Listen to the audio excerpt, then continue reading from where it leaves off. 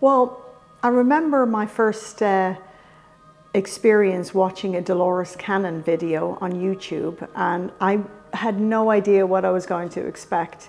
It was a slightly older lady, and what impressed me about Dolores Cannon was the amount of research she had done, the amount of work. She knew her job back to front, and she was a very tough lady, a very hard worker. And I remember thinking, I want to be like her one day. And she genuinely wanted to help people. So I think she's somebody that really inspired me to become a hypnotherapist and continue her work, hopefully.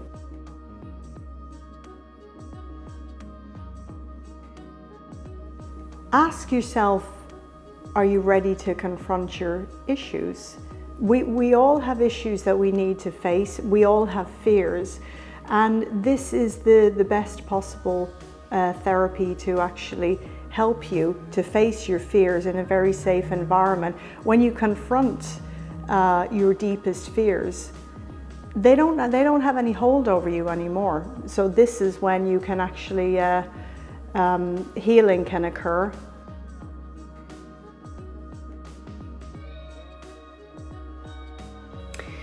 Well, in my opinion, the best way to prepare is you could try meditation, or you could try doing visualizations just by closing your eyes and relaxing, and to actually tuning into what comes up. Are you hearing anything or seeing anything? But it doesn't matter. You don't need to do this therapy. It's just what you feel, and tune into your feelings and what actually is coming up. And listen to yourself, listen to what comes up. Being somewhere like nature, somewhere which is peaceful and quiet, is the best way to tune in to yourself.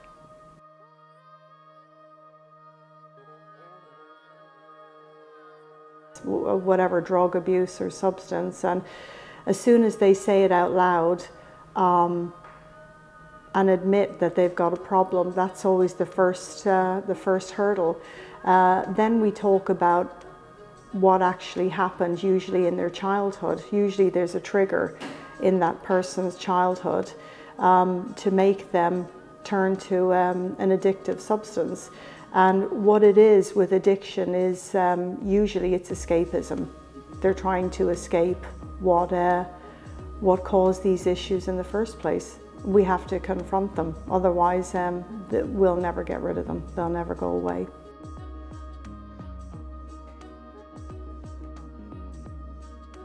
You're never totally alone. Nobody comes into this life alone. Whatever you believe in, they say people come in with guides, cosmic family angels. We feel like we're alone, but we're not. So what I would say is you need to put yourself first, love yourself first. You need to care for yourself and look after yourself, because everybody's here, everybody has a purpose here. We're all here on a mission. We've all volunteered to come here. So I would say find out what your mission in life is, and find out what it is that you enjoy doing. Find your passion in life, and be good to yourself, be kind to yourself, but do what you love. Find what you love, and you'll always be happy.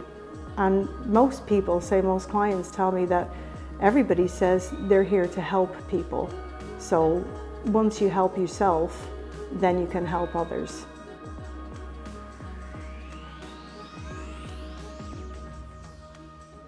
Yeah, unfortunately, it's very difficult to help anybody else unless we fix ourselves first.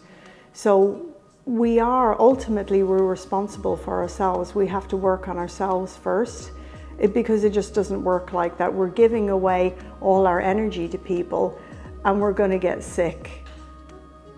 And then emotions set in, like anger and resentment, and it just doesn't work in my experience. So what I say to people is that is the only way to work around this, is to love yourself first, and then you can actually express that love to other people as well.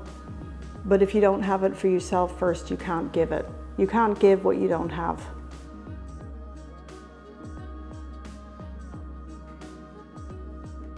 Well, what I would say is you are a very, very powerful force.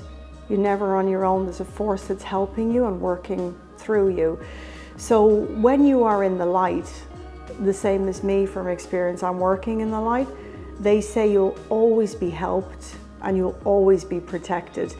Everything you need will always be there, even if you don't recognize it at the time and you say, why is this happening to me? Well, it's happening for a reason, because you're learning a lesson, you're growing, and it's there to help you. So there is nothing to fear. All we're doing is waking up and going back to who we truly are, becoming more of ourselves.